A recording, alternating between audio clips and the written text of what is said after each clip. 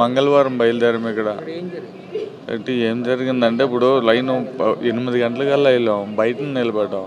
నిలబడిన తర్వాత బాగానే ఎండ ఉంది కొంచెం అని చెప్పేసి పార్క్ గేట్ ఓపెన్ చేశారు. గేట్ ఓపెన్ చేసిన తర్వాత లోపల కూర్చున్న తర్వాత కొంత పని మధ్యాహ్నం మధ్యాహ్నం క్లోజ్ అవ్వలేదు. మధ్యాహ్నం భోజనం చేసి ఇద్దరు మళ్ళీ వెళ్ళి ఇదే ప్లేస్లో కూర్చున్న తర్వాత 8:20 అవుతుంది. అంటే ఫ్లోటింగ్ బాగా ఎక్కువ అయిపోయింది అనమాట. అంటే చుట్టూరు మనుషులు వచ్చేసి బాగా అంటే ఇలా పార్క్ రోడ్లు ఉంటాయి కదా, ఇటు ఒక రోడ్డు తిన్నంగా ఒక రోడ్డు ఉంది. మేము సెంటర్ రోడ్లో కూర్చున్నాం. లోపల కూర్చొని ఇటు అటు ఫోర్స్ ఒక ఆవిడకి ఊపిరాడక పాపం మనిషికి ఇటు అటు డబ్బులు పోగానే మనిషిని లాక్కొని వెళ్ళేటప్పటికి ఏదో గేట్లు ఇలా బలవంతంగా తీసారు కదా అనుకొని మనుషులందరూ లెగిసిపోయాం. ఆ లెగిసిపోయిన మూమెంట్లో వెనకాల ఇటుపక్క అటుపక్క జనం ఒకసారి ఫ్లోటింగ్ ఫోర్స్ ఎక్కువైపోయి ఒకటే తోపులాడారు. నేను కూడా అదే తోపులాటలు మా ఆవిడ వెనకాల ఉంది. ఇంకో ఆవిడ చనిపోయినట్టు చెల్లిపల్లం కందిరిపల్లం ఆవిడ కూడా పక్కన ఉన్నారు పాపం. వీళ్ళకి మూవ్ అయిన తర్వాత నేను అందరితో పాటు లైన్లోకి వెళ్ళిపోయాను. అంత దూరం వెళ్ళి వెంటనే ఇమ్మీడియట్గా మా ఆవిడకి వెంటనే ఫోన్ చేసాను. ఫోన్ అవ్వట్లేదు. నేను లైన్లో బ్యాక్ రావడానికి అవ్వలేదు, ముందుకు వెళ్ళడానికి అవ్వలేదు. అవ్వగానే అలా ఉండి లైన్లో మెల్లిగా బయటకు వచ్చి టికెట్ తీసుకున్నాను. నేను కూడా తీసుకొని బయటకు వచ్చాక మా ఫ్రెండ్ ఉన్నాడు, మా బామ్మది ఇక్కడ శంకర్ అనే కుర్రాడు. ఆ కుర్రాడికి బాగా ఇలా కలపట్లేదురా మా చెల్లి అని చెప్పిన వెంటనే ఆడు ఒక పక్క నేను ఒక పక్క 2 గంటలు ఎదిగిన తర్వాత నేను ఉంటప్పుడే అప్పుడు లైన్లో ఉంటప్పటికే 3 అంబులెన్స్లు వచ్చాయి. అదే ఎవరో గల లైన్లోనే ఒక మారుబడిసి ఎవరో బాగాలేదని చెప్పి బయటికి వెళ్ళిపోయారు. ఎవరో కదా మనం అంటే చిన్న వయసులోనే అంత బేగ ఇదైపోదు కదా, నేను ఎక్స్పెక్ట్ చేయలేదు. తర్వాత డౌట్ వచ్చింది. ఇంకా బయటికి వెళ్ళిన తర్వాత డౌట్ వచ్చిన వెంటనే ఇంకా మా వాడు చెప్పినా సరే బాబా అలాగవ్వదు అన్నాడు. అలాగవ్వదు అనగానే ఇంకా డౌట్ వచ్చి నా కళ్ళని నీరు తిరిగేసి 3 సార్లు తిరిగేసాను. దేవుడి చుట్టూ ప్రదర్శన చేసినట్టు లైన్లో తిరిగితే ఎవరో పట్టించుకోలేదు. అక్కడ కూడా కొంత ఆ మాత్రం అంటే ఎవరికి తెలుస్తుంది. డ్రెస్ అంటే చెప్తాం పలానా అని చెప్పినా సరే వెళ్ళిపోయాను. హాస్పిటల్కి వెళ్ళాం పరిగెత్తి. పోలీసు వాళ్ళే చెప్పారు హాస్పిటల్కి వెళ్ళి చూడండి అమ్మా, ఒక 6 వెళ్ళారు, ఆడవాళ్ళు కూడా మగవాళ్ళు అంటే హాస్పిటల్కి వెళ్ళారు. ఒక హాస్పిటల్లో 4 ఉంటే ఒక ఆవిడ ఇక్కడే ఉంటారు ఈ పక్కన. ఆవిడ మామూలు చిన్న దెబ్బలు తగిలితే హాస్పిటల్లో అడ్మిట్ చేస్తారు. ఫోన్లో ఆవిడ బాగున్నారు. మా ఆవిడని చూస్తే మా ఆవిడ లేదు. అప్పుడు ఇన్సో ఏదో ఉందో ఆ పక్కకి వెళ్ళాను. ఆ పక్కకి వెళ్ళి మా ఫ్రెండ్ చేస్తే చూసాడంట చనిపోయి ఉందండి. నాకు చెప్పకపోగానే మా ఫ్రెండ్ ఆల్రెడీ వీడియో ద్వారాగా వచ్చేసిందంట.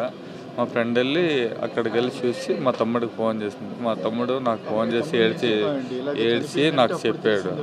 ఇలాగా అయిపోయింది అంత అన్నాడా అని ఇంకా చెప్పకుండా వాళ్ళ ఫ్రెండ్ ఫోన్ చేసి వాళ్ళ ఫ్రెండ్ మాట్లాడించి వాళ్ళ ఫ్రెండ్ని రప్పించి అప్పుడు చెప్పాడు మా తమ్ముడు కూడా చనిపోయింది అని. అప్పుడు 3-3 అవర్స్ తర్వాత ఇలాగంటే మెట్లు అక్కడ ఏం లేవు, నా ప్లేన్ ఇలా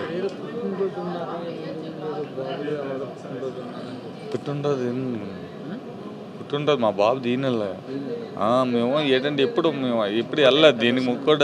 ఇప్పుడు దసరాకి వెళ్తాం, రేపేనండి.